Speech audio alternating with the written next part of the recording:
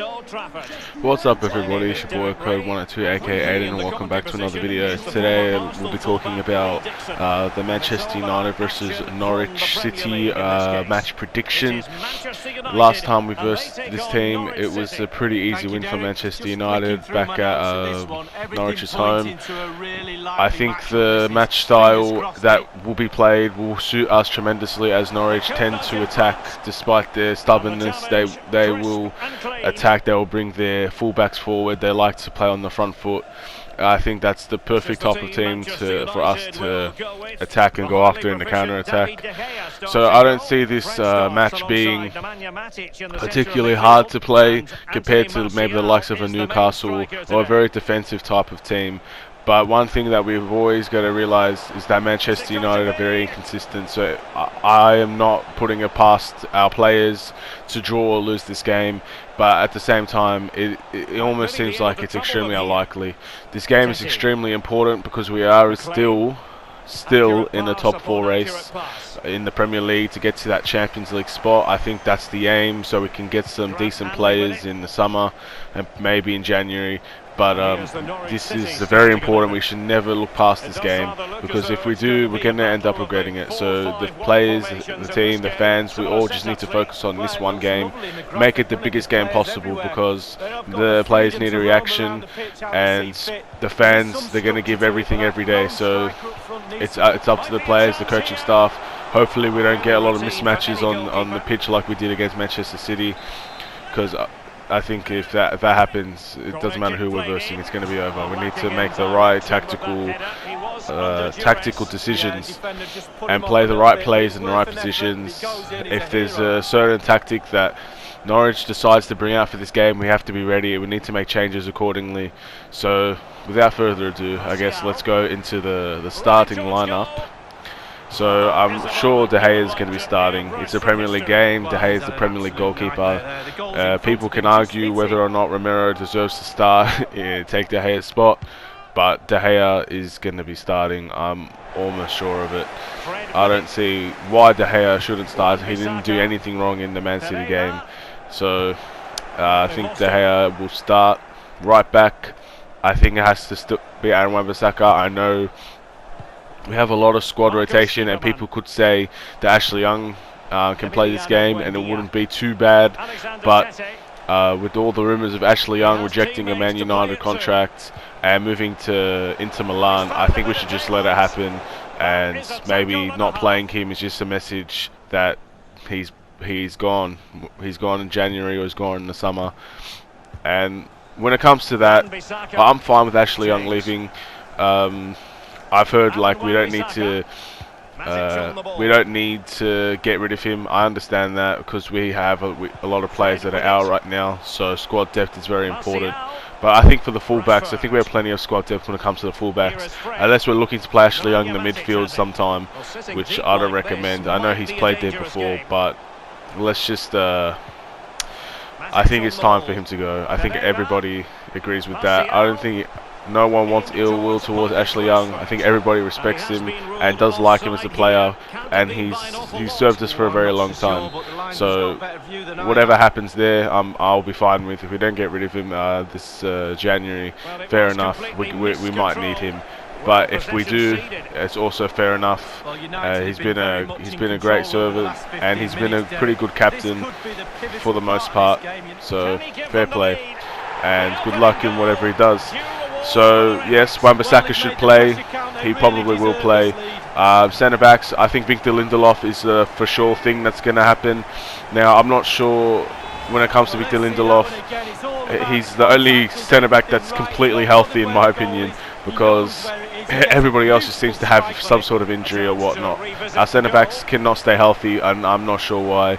And maybe it's a training issue, maybe it's a lot of game time type of issue, but Victor Lindelof, he's still healthy, and I guess that's the only positive we can take out of that situation. When it comes to the next centre back, I really, for the life of me, do not know who's going to play. I really want Twanzebe to play, but I'm not even sure Twanzebe's fit or not. I mean, if he was fit, why didn't he play last against Man City? Maybe because we had to play Phil Jones, but it even looked like Phil Jones was suffering a cramp or like a hamstring issue at the end of the game. He seemed like he was struggling to walk. Well, at least that's what I took out of that game in the final minutes of it.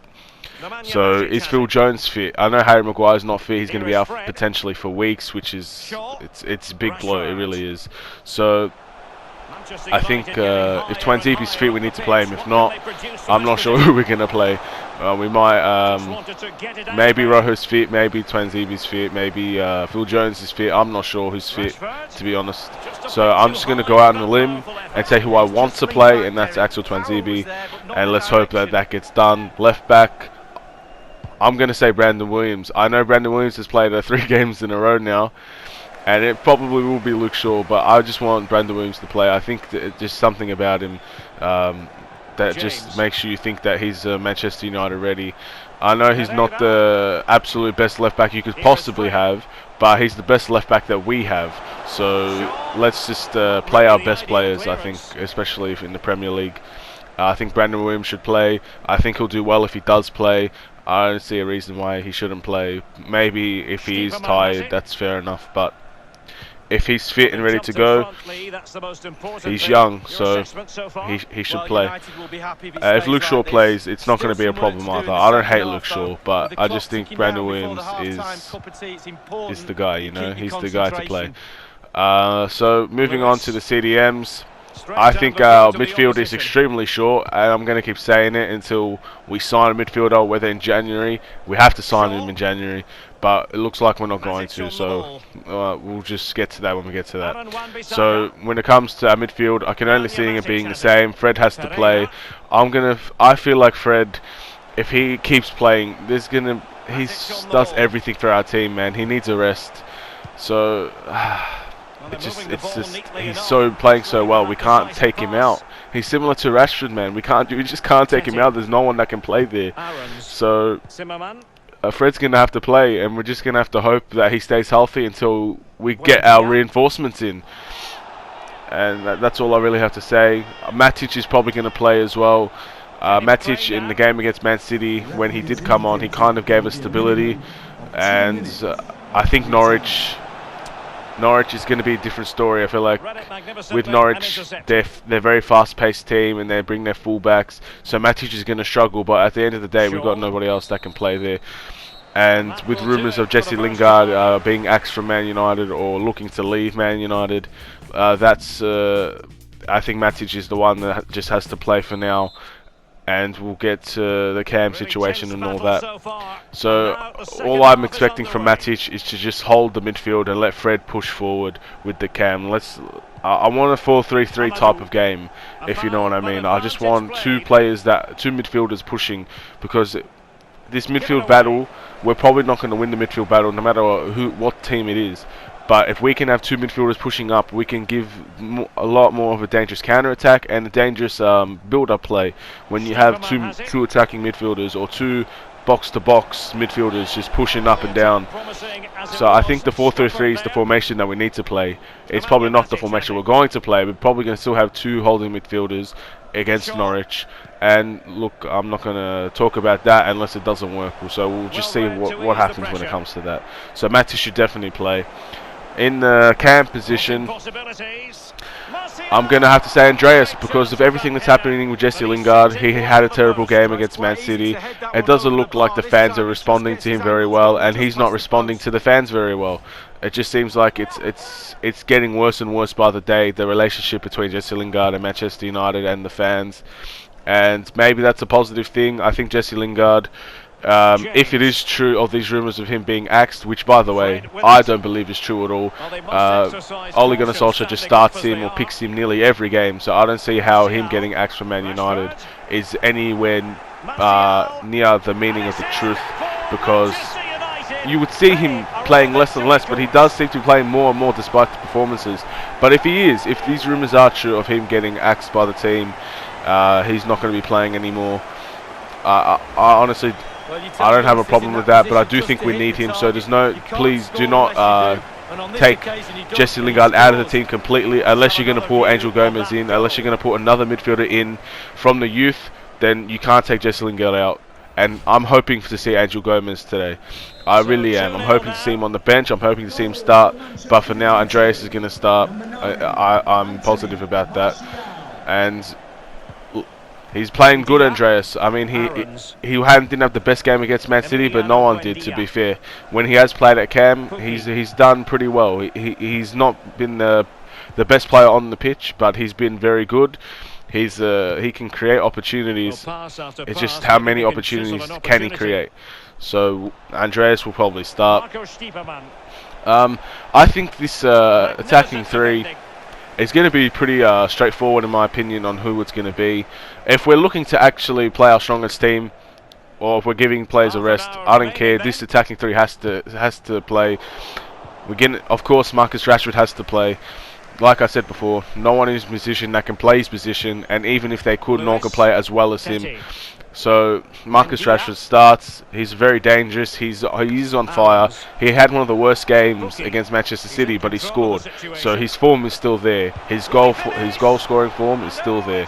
So until otherwise, Marcus Rashford needs to play.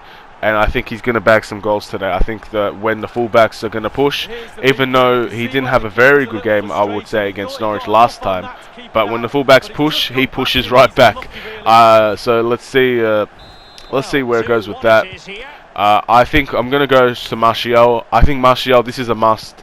He hasn't played in meaningful minutes in a long time, really. It's been a long time since the Premier League game has happened. And for the most part, it's either Greenwood or like maybe a Chong that takes his position or something like that. So I think Martial, it's a given he needs to start today, and he did well against Norwich last time. I think he's going to do well again. Martial, he's the link man. He's the guy that puts the chemistry, I guess, into the team. We're a different team without him. So when he plays, I think it's going to be a positive signs when Martial plays. And then the right wing, I'm going to pick Mason Greenwood because I think Daniel James just needs a rest, bro. I love Daniel James. I love his work ethic. I think he tries tremendously hard. But I can't see Daniel James playing every week and just not getting injured. The amount of fouls that this guy gets, how fast he runs, those hamstrings must be tired, man. Give the guy a break, please. Well, I don't want to see another injury. Maybe bring him off the bench if you want to. But I just think Mason Greenwood needs to start. Obviously, I don't need to say anything about Mason Greenwood. Everybody knows how I feel about Mason Greenwood. He's the superstar of the future. He's a superstar now, if you really think about it. His goal-scoring form is pretty good. He creates opportunities. He's crafty. And I can perfectly see him taking that right wing spot and just taking it and run. Because, man, sky's the limit. What can I say?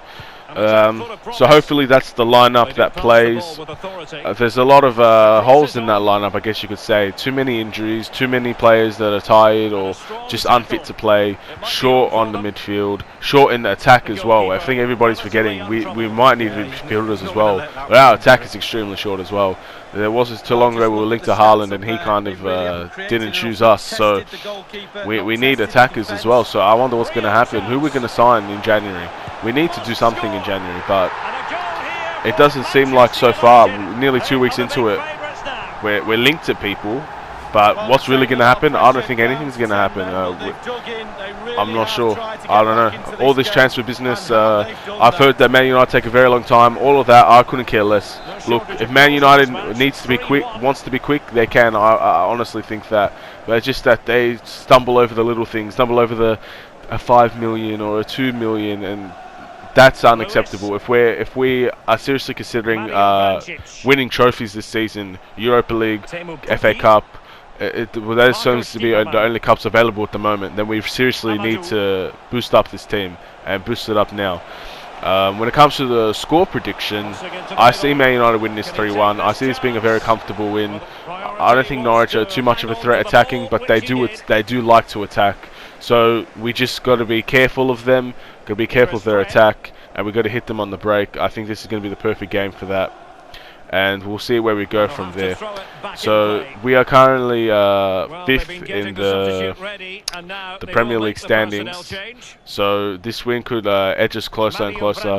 We still have to wait and see what Chelsea do, how Chelsea perform, and from there we can either stay where we are, or we can push forward, or we can fall back.